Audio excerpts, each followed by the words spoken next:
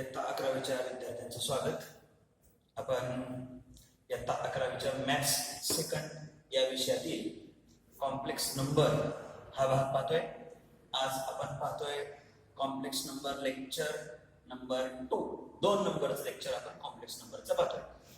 1 नंबरच्या लेक्चर मध्ये आपण सांगितलं होतं तुम्हाला की कॉम्प्लेक्स नंबर कशाला म्हणायचं, त्याच्यामध्ये रिअल पार्ट, इमेजिनरी पार्ट नेमकं कसं आहे तो सांगितलं होतं. त्याच्यानंतर कॉन्जुगेट ऑफ कॉम्प्लेक्स नंबर पाहिलं होतं आणि ते कॉन्जुगेट पाहिल्यानंतर आपण त्याच्यामध्ये कंपॅरिझन इक्वॅलिटी पार्ट पाहिलेला होता. आता आपण पुढचा महत्त्वाचा भाग पाहणार आहे कॉम्प्लेक्स नंबरचा, ऍडिशन ऑफ कॉम्प्लेक्स नंबर्स, म्हणजे कॉम्प्लेक्स नंबरची बेरीज. ऍडिशन ऑफ कॉम्प्लेक्स नंबर्स, बेरीज कशी करायची, तर त्यासाठीच एक सूत्र मी या ठिकाणी तुम्हाला सांगतोय, थोडंसं काळजीपूर्वक लक्ष द्या. तर पहा याच्यामध्ये इफ Z1, Z हे कॉम्प्लेक्स नंबरचं नाव असतं, Z1 बरोबर A plus IB and Z2 बरोबर C plus ID, Z2 is equal to C plus ID. Z1 आणि Z2 असे दोन कॉम्प्लेक्स नंबर आहेत. ह्याच्यामध्ये हा रिअल पार्ट आहे, हा इमेजिनरी पार्ट आहे, कारण इथं I हा रिअल पार्ट आहे, हा इमेजिनरी पार्ट आहे. म्हणजे ऍडिशन करायचे. देन तर Z1 अधिक Z2 म्हणजे ह्या दोन्हीची बेरीज, म्हणजे A plus IB plus C plus ID. आता ह्यांची बेरीज करताना हे ब्रॅकेट टिकून जातील, म्हणजे A plus IB plus C plus ID. ह्याच्यामध्ये रिअल पार्टची बेरीज होती, म्हणजे A आणि C, A प्लस C यांची स्वतंत्र बेरीज होती. आणि इथं प्लस हे I असणारी इमेजिनरी पार्ट ह्याची स्वतंत्र बेरीज होती, I B प्लस D, किंवा इकडे I लिहायचं चालतं, B प्लस D म्हणजे इमेजिनरी पार्टची स्वतंत्र बेरीज आणि रिअल पार्टची स्वतंत्र बेरीज. अशा पद्धतीने बेरीज करण्याच्या पद्धतीला आपण ऍडिशन ऑफ कॉम्प्लेक्स नंबर असं म्हणणार आहे. त्याच्यावरची 2 उदाहरणं पण मी लिहून ठेवलेली आहेत, ते पण या ठिकाणी सोडवून दाखवतोय, मला लक्ष द्या. ऍड म्हणजे बेरीज करा, 2 plus 3i and 4 plus 3i. मग ह्यांची बेरीज करताना बघा आता कसं, 2 plus 3i plus 4 plus 3i अशी मांडणी केली. मग ह्याच्यामध्ये बेरीज करताना कोणाकोणाची करावं लागलं आपल्याला या ठिकाणी, तर 2 plus 4 real part plus I 3 plus 3, म्हणजे लक्षात आलं का बघा, रिअल पार्ट 2 आणि 4 आहे, म्हणजे एकत्र बेरीज केली, आणि 3 अधिक 3 ह्यांची एकत्र बेरीज केली, म्हणजे या ठिकाणी हे 2 आणि 4 6, अधिक इथं पण 6i, किंवा हे आधी तरी चालतं. अशा पद्धतीने हे त्याचं उत्तर आहे. अर्थात ह्याच्यावर डायरेक्ट ही पायरी लिहिली तरी चालते, किंवा एक पायरी वाढवली मध्ये कौंस काढून तरी पण चालतं, कारण शेवटी 11वी-12वीला पायऱ्यांना जास्त महत्व नसतं. JEE किंवा CET पेक्षा डायरेक्ट उत्तर महत्वाचे आहे, त्यामुळे तुम्हाला हे ऍडिशन करून या ठिकाणी दाखवलेले आहे. आता बघा क्वेश्चन, इथं ऍड -2 प्लस 5 आहे, 7 प्लस 3 आहे अँड 6 मायनस 4 आहे, म्हणजे हा पहिला कॉम्प्लेक्स नंबर, हा दुसरा कॉम्प्लेक्स नंबर आणि तिसरा कॉम्प्लेक्स नंबर, तिन्हीची बेरीज करायची आहे. मग या ठिकाणी असं करू लागला, -2 plus 5i plus 7 plus 3i plus 6 minus 4i, अशा पद्धतीने हे सगळं एकत्र करून मांडलेलं आहे. आता ह्याच्या पुढे असं लिहिता येईल आपल्याला, फक्त रिअल पार्ट एकत्र घ्यावं लागणार आहे आपल्याला, म्हणजे कोणता बघा, -2 प्लस 7 प्लस 6 हा रिअल पार्ट असेल, परत imaginary part I याच्यामधला 5 plus 3 minus 4, चिन्ह सहित घेतलं इथं मायनस. मग हे एकत्र हिशोब करताना बघा आता असं लक्ष दिलं आपल्याला की इथं 7 आणि 6 प्लस प्लस असल्यामुळे ह्यांची केली तरी 13, 13 मधून 2 केले तर 11, 13 मधून 2 केले 11 अधिक, आता इथं 5 आणि 3 8, 8 मध्ये 4 वजा केले की 4 I, म्हणजे ही त्याची ऍडिशन या ठिकाणी पूर्ण झालेली आहे. म्हणजे या ठिकाणी ऍडिशन कशी करायची हे मी तुम्हाला सांगितलेलं आहे, आणि आता त्याची 2 उदाहरणं पण दिलेली आहेत. तर ह्याच्यावरचे अजून उदाहरणं आपण पाहूया. तर बघा आता या ठिकाणी पुढची उदाहरणं आपण पाहणार आहे. तर पहा या ठिकाणी आपण सबट्रॅक्शन ऑफ कॉम्प्लेक्स नंबर्स, म्हणजे कॉम्प्लेक्स नंबरची वजाबाकी हा भाग या ठिकाणी पाहतोय. तर त्याचं मी या ठिकाणी सूत्र लिहिलेलं आहे. बघा ते सूत्र कसं आहे, इफ Z1 बरोबर A plus IB and Z2 is equal to C plus ID, then Z1 minus Z2 यांची वजाबाकी जर केली तर इथं A plus I B minus C plus I D म्हणजे हा पहिला Z1 आहे, हा Z2 आहे, वजाबाकी आहे. मग या ठिकाणी काय होतं, ह्या मायनस मुळातले चिन्ह बदलले म्हणजे minus C minus I D. मग या ठिकाणी काय होतं की ए आणि सी ह्या रिअल पार्टची वजाबाकी होते आणि इमेजनरी पार्ट मधलं आय इथे घेतलं बी मायनस डी येतं. म्हणजे रिअल पार्टची स्वतंत्र वजाबाकी आणि इमेजनरी पार्टची स्वतंत्र वजाबाकी अशा पद्धतीनं वजाबाकीच्या बाबतीत होतं, सबट्रॅक्शनला होतं. जसं ऍडिशनला पण तसंच झालं होतं. ऍडिशनला फक्त प्लस प्लस होतं, ए प्लस सी आणि बी प्लस डी होतं. म्हणजे तुम्ही आता वहीत लिहिताना काय करायचं बघा, वहीत लिहिताना आर्टिकलचं नाव ऍडिशन ऑफ कॉम्प्लेक्स नंबर टाकायचं, त्याचे सूत्र लिहून काढायचं, त्याची उदाहरण सोडवायची. परत सबट्रॅक्शन ऑफ कॉम्प्लेक्स नंबर असं आर्टिकलचं नाव टाकायचं, त्याचं सूत्र लिहायचं आणि त्याचं या ठिकाणी उदाहरण घेतलं ती पण तुम्ही वहीत लिहायचं आहे. मग आता या ठिकाणी बघा काय म्हणलं, if Z1 is equal to 4 plus 3i and Z2 is equal to 2 plus i, then find Z1 minus Z2. Z1 minus Z2 म्हणजे वजाबाकी करा. मग या ठिकाणी आपण असं म्हणू Z1 minus Z2 is equal to, Z1 म्हणजे 4 plus 3i minus Z2 म्हणजे 2 plus i.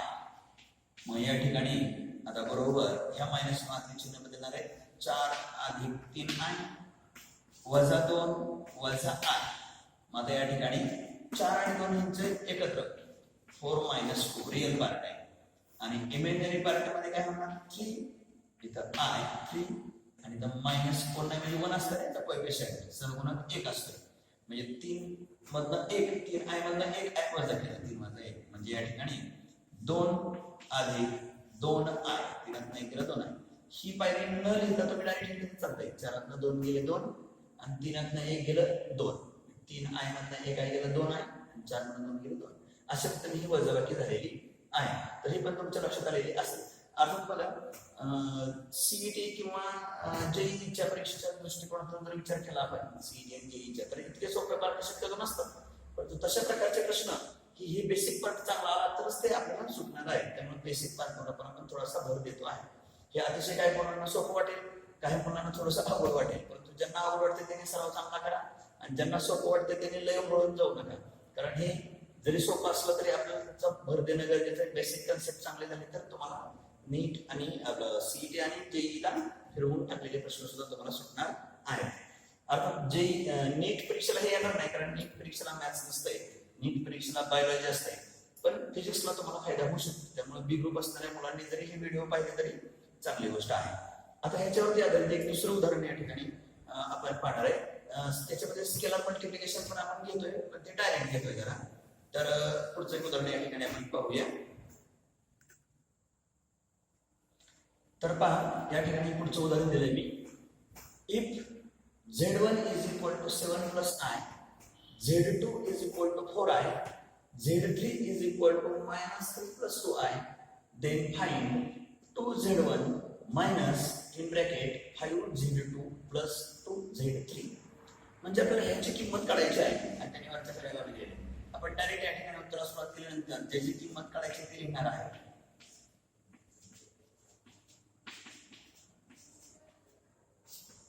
To Z1 minus 5Z2 plus 2Z3 प्रश्नात बघून दिले आणि याच्यामध्ये ज्या किमती भरायच्या 2 आहे असं. ह्या Z1 च्या जागेला आपण लिहू शकतो 7 plus i. बघा Z1 ची किंमत 7 plus i मायनस, आता या ठिकाणी किमती ठेवायची असते म्हणून आपण याला स्क्वेअर ब्रॅकेट करूया. स्क्वेअर ब्रॅकेट केल्यानंतर चौकटी कंस केल्यानंतर हे 5 आहे असं आणि ह्या Z2 च्या जागेला आपण लिहिणार आहे 4i. 4i Z2 ची किंमत हा प्युअरली इमॅजिनरी नंबर आहे प्लस हे 2 आहे असं आणि ह्या Z3 च्या जागेला आपण लिहिणार आहे -3 plus 2i आणि पुन्हा हे ब्रॅकेट म्हणजे स्क्वेअर ब्रॅकेट कंप्लीट. मग आता हे सोडवताना आपल्याला काय काय करावं लागणार आहे बघा. तर हे 7 ने ह्या तुरीला मल्टिप्लाय करावं लागेल. बेसिक 14 अधिक 2i म्हणजे ह्या 7 ला गुणला आणि हे i मायनस स्क्वेअर ब्रॅकेट. आता ह्यांचा गुणाकार करावा लागेल 25i. परत ह्या 2 नंबर आतमध्ये गुणावं लागेल. मग ह्या 2 नंबर 2 6 पण हे प्लस मायनस मायनसच राहणार आहे. 2 दुणे 4 म्हणजे या ठिकाणी ह्या 2 नंबर आतमध्ये गुणलं जाईल का 6 आणि 2 दुणे 4 मायनस आहे असं. याचं प्लस आहे, या प्लस आतली चिन्ह बदलली नाही. आता हे जे मायनस आहे ना ह्याच्या साह्याने आतली चिन्ह बदलतील, पण हे 20i आणि हे 4i एकत्र येऊ शकतं ना, इमॅजिनरी पार्ट आहे. म्हणजे या ठिकाणी कसं येईल पाहिजे बघा. हे 14 अधिक 2 आहे असं, वजा ह्या चौकटीमध्ये 20 आणि 4 एकत्र येणार 24 आणि हे वजा 6 आहे असं. आता ह्या मायनस मुळे चिन्ह बदलणार आहेत. 14 अधिक 2 वजा 24 अधिक 6, ह्याला मायनस आला आणि ह्याला प्लस झाला. आता ह्याच्यामध्ये रिअल पार्ट एकत्र 14 आणि ह्या 6 एकत्र होईल. 14 आणि 6 20 आणि 24 आणि हे 2 एकत्र येईल. 24 आणि 2 वेगळे चिन्ह आहेत, वजा बाकी 24 मधून 2 गेले 22 आणि मोठ्या संख्येत चिन्ह मायनस, म्हणजे 20 वजा 22 हे त्याचं फायनल उत्तर मिळालेलं आहे. हा एक कॉम्प्लेक्स नंबर मिळालेला आहे, म्हणजे ह्याची किंमत आपण त्यांनी विचारल्याप्रमाणे काढलेली आहे.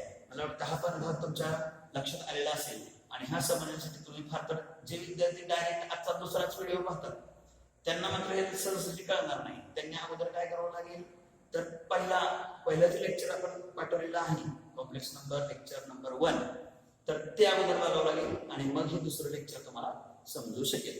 तर ठीक आहे, यानंतर पुढचा आपण थोडासा भाग वेगळा पाहणार आहोत. तर बघा, आता आपण पाहिलं होतं की ऍडिशन ऑफ कॉम्प्लेक्स नंबर पहिल्यांदा पाहिलं, त्याचं सूत्र लिहून घेतलं, त्याची गणित तुम्ही सोडवली. परत सबट्रॅक्शन ऑफ कॉम्प्लेक्स नंबर पाहिलं, त्याचे सूत्र लिहिलं, त्याची गणित पाहिली. आता आपण पाहतोय multiplication of complex number. Multiplication म्हणजे गुणाकार. कॉम्प्लेक्स नंबरचा गुणाकार या ठिकाणी आपण पाहतोय, त्याचं सूत्र आपण पाहणार आहे. बघा, if Z1 is equal to a plus ib and Z2 is equal to c plus id, then Z1 dot Z2 dot म्हणजे गुणाकार is equal to a plus ib into c plus id. अशा पद्धतीने या ठिकाणी मांडणी केलेली आहे. आणि हे गुणाकार कशा पद्धतीने करायचा तर ते पहा. या ठिकाणी काय करायचं, ह्या ब्रॅकेट मधल्या दोन्ही घटकांनी ह्या दोन्ही घटकाला गुणायचं आहे. म्हणजे पहिल्यांदा आपण a लिहिणार आहे आणि त्याच्या पुढे c plus id, म्हणजे हा कंस आहे असा पुढे घेतला आपण c plus id. परत इथलं प्लस आय बी आणि त्याच्या पुढे आहे असा कंस घेतला सी प्लस आय डी. मला वाटतं थोडं नीट लक्ष घेतलं तर कळेल.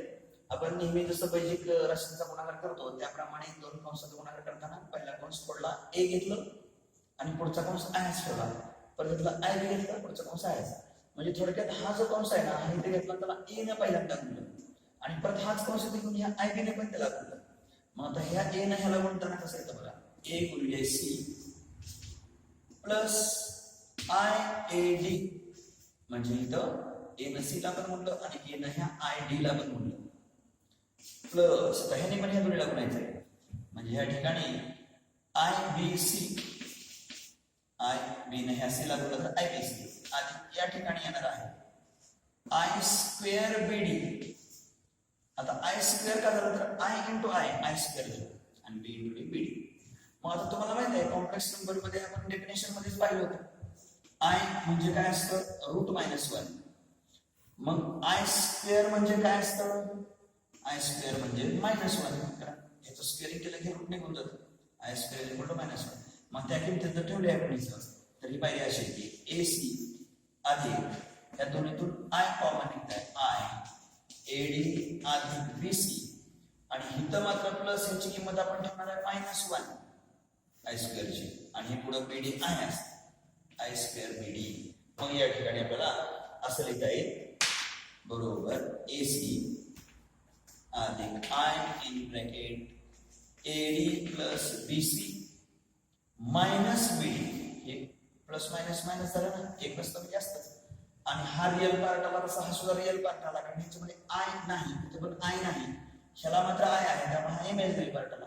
मग रिअल पार्ट एकत्र केला आपण तर असेल A C minus B D, हे दोन्ही एकत्र plus I A D plus B C.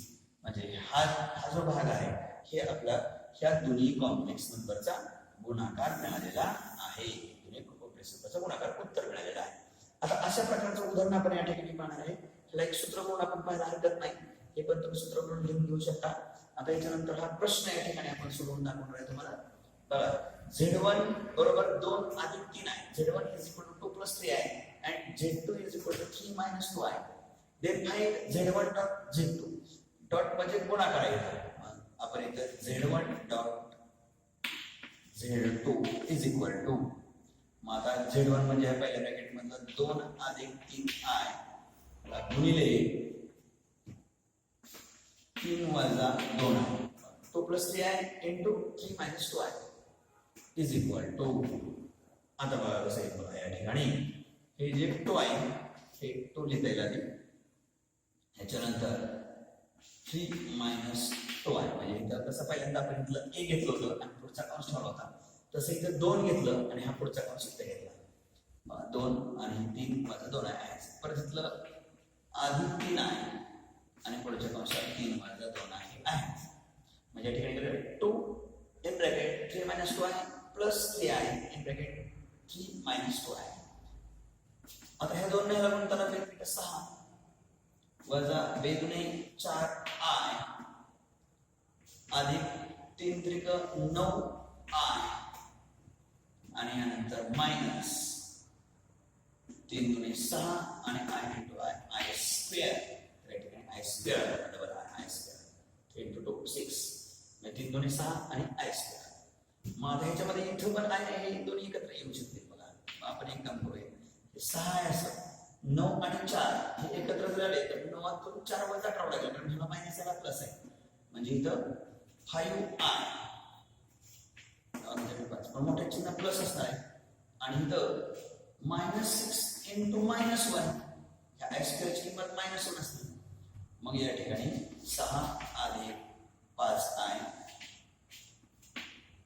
अधिक 6, कारण इथं मायनस मायनस प्लस होतं ते, त्यामुळे प्लस 6 आलं, 6 ते 6 प्लस झालं 6 एकत्र ऍडिशन म्हणजे रिअल पार्ट 12 अधिक 5 आहे. This is the final answer of this example, म्हणजे या प्रश्नाचे फायनल उत्तर आहे. त्याप्रमाणे रिअल पार्ट आणि इमेजिनरी पार्ट तुमच्या लक्षात येईल आणि गुणाकार करायचं हे लक्षात येईल असं मला खात्री आहे. ह्यासारख्या गणिताचं एक वेळ 2 वेळ सराव करावा जागा, जेणेकरून तुमचा गुणाकार चुकणार नाही. या ठिकाणी i स्क्वेअरची किंमत जी आपण -1 नोट केलेली आहे, ही डायरेक्ट जरी आपण +6 दिलं, ही पायरी कट करून हे जेवढं डायरेक्ट इतर +6 दिलं तरी चालतं, पण ते कसं आपण सुरुवात आहे, आपण नवीन आहे, त्यामुळं थोडंसं जमलिंग होऊ नये म्हणून पायऱ्या डिटेल आपण थोडेसे वाढवलेले आहेत. डायरेक्ट पायऱ्या वापरल्या तरी चालतात, 10 सारखे नसते खूप डिटेल द्यायचं, डायरेक्ट 11-12ला मोठ्या पायऱ्या गेल्या तरी चालतात. अशा प्रकारचं पुढचं गणित अजून मी तुम्हाला सोडून दाखवतोय, त्याच्यावरून पण बरंचसं लक्षात येऊ शकेल. तर पहा या ठिकाणी पुढचं उदाहरण आपण मल्टिप्लिकेशनच्या बाबतीत घेतोय. If z1 is equal to 2 minus 7i, z2 is equal to 4 minus 3i, z3 is equal to 1 plus i, म्हणजे इथे z1 z2 आणि z3 असे 3 कॉम्प्लेक्स नंबर दिले.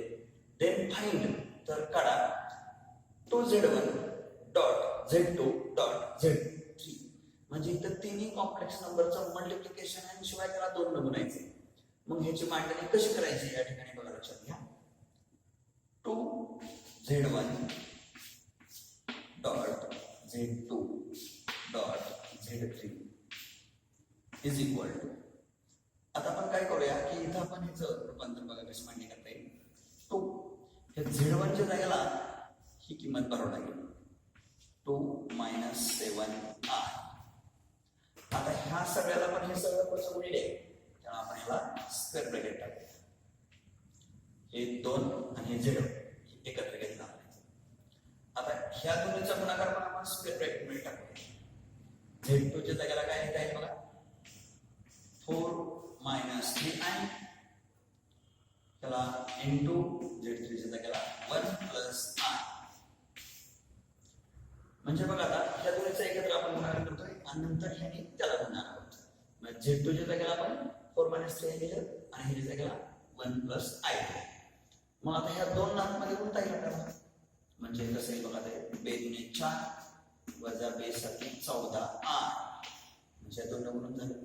आता पुढं ह्या दोन ब्रॅकेट न गुणताना मात्र काय करावं लागलं त्याला, हा कंस फोडावा लागेल, म्हणजे 4 घ्यावा लागेल. पुढच्या ब्रॅकेट मध्ये 1 plus i minus 3i 1 plus i, म्हणजे 4 1 plus i minus 3i 1 plus i.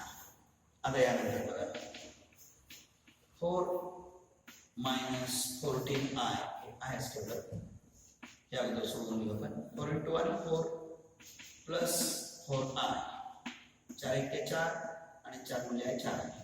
हा मायनस न म्हणता मात्र चिन्ह बदलतील. 3 into 1 minus 3i, i minus चिन्ह बदललं 3 आय स्क्वेअर, इथं आय स्क्वेअर. आता हे सोडवताना बघा ह्या ब्रॅकेटमध्ये 4 मायनस 14 आय असेल. 4 या दोन्हीचं एकत्र येईल 4i minus 3i plus 1i, नुसतं सिंगल आय लिहिलेलं आहे. या ठिकाणी minus 3 in bracket minus 1. Why we can take here minus 1? Because value of I square is minus 1. I square ची किंमत वजा 1 असते. मग आता हे मायनस मायनस प्लस 1 होईल. म्हणजे ह्याच्या पुढं बघा आता आपण हे साधा कंस केला तरी चालेल. 4 वजा 14i, पुढच्या कंसात 4 अधिक i, हे 1i म्हणजे नुसतं i plus 3, minus minus plus. या ठिकाणी असेल 4 minus 14i in first bracket and another bracket 4 plus 3 7 plus i. आता ह्या दोन कंसाचा पुन्हा अजून गुणाकार आला, त्यामुळे ही कंसाचा गुणाकार पुन्हा एकदा करावा लागला. 4 in bracket 7 plus i minus 14i in bracket 7 plus i. म्हणजे या ठिकाणी आपण काय केलं, 4 घेतला पुढचा कंस, परत 14 आहे, परत पुढचा कंस. माझ्या या ठिकाणी दाखवतो पुढच्या बाजूला बघा. 4 7 28 अधिक 4i, 4 7 28 आले अधिक 4 ना आले म्हणून 4i. आता पुढं 14 ने म्हणता चिन्ह बदलतील, इथं मायनस मायनस येईल. 14 ने 7 चा गुणाकार करावा लागेल. 7 14 28 चालेल 2 आणि 7 इकडे 14 7 98, पण आय येणार आहे त्याला आणि मायनस. यानंतर ह्या मायनस ने लागून तर 14 1 14 ची 14 आय स्क्वेअर. या ठिकाणी आय स्क्वेअर आलं, आय स्क्वेअर म्हणजे या ठिकाणी ह्या दोन्हीचा गुणाकार केलेला आहे. आता या ठिकाणी 28, आता हे दोन्ही आय 98 आणि 4 चिन्ह वेगळे, त्यामुळे 98 मधनं 4 गेले 94 आय आणि मोठ्या संख्येचे चिन्ह मायनस. आणि या ठिकाणी वजा 14 आणि आय स्क्वेअरची किंमत -1. मग या ठिकाणी 28 वजा 94 आय अधिक 14 होणार, मायनस मायनस प्लस होणार. 14 1 14, 14 ने 28 ची बेरीज होणार म्हणजे 8 4 12 होणार, 1 म्हणजे 42, 28 42 वजा 94 आय. हे आपलं या दिलेल्या ह्याचं फायनल उत्तर आहे. ह्याच्यावरून आपण याची किंमत एवढी काढलेली आहे अशा पद्धतीनं. आता ह्याच्यामध्ये तुमच्या एक लक्षात आला असता बघा मुद्दा, की ज्या वेळेस ए बी सी डी अशा अक्षर असतात त्याला जुळून ज्या वेळेस आय येते ना त्यावेळेस ते अगोदर घेते आपल्याला. बीच्या अगोदर आय, तर डीच्या अगोदर आय आहे, इथं सुद्धा डीच्या अगोदर आय आहे, किंवा इथं एकत्र हे कंसाच्या अगोदर आहे. परंतु संख्या ज्या वेळेस असते ना त्याला जोडून त्यावेळेस ते नंतर घेता येतं. 7 आय, इथं जर समजा एक्स असतं तर ते आय आधी आलं असतं, एक्स नंतर आलं असतं, असं केलं असतं. परंतु संख्या ज्या वेळेस असते त्यावेळेस आय नंतर देतोय आपण, आणि त्यावेळेस या ठिकाणी अक्षर येतात एखादी एबीसीडी त्यावेळेस ते अगोदर आय घ्यायचं असतं. तर त्याप्रमाणे घेतलं तरी चालेल, तसं काही नाही. जरी मागं पुढे झालं तरी सुद्धा अडचण येत नाही, शेवटी उत्तर तुमचं तेच असणार आहे. अशा पद्धतीनं आज आपण कोणते बाबी पाहिले लक्षात घ्या. ऍडिशन पाहिले, सबट्रॅक्शन पाहिले आणि मल्टिप्लिकेशन पण पाहिले. तर हा सगळा बेसिक पार्ट आहे. याचे अजून मुख्य गणित अजून चालू व्हायचे, पण बेसिक मध्ये तरी सगळे तुम्हाला समजणं गरजेचं आहे. हे सगळं तुमच्या वहीत लिहा, त्याचे फोटो काढा आणि माझ्या वैयक्तिक व्हॉट्सअप नंबरला पाठवा. काय शंका आली तरी मला डायरेक्ट फोन करून विचारा. या ठिकाणी आपण थांबूया. धन्यवाद.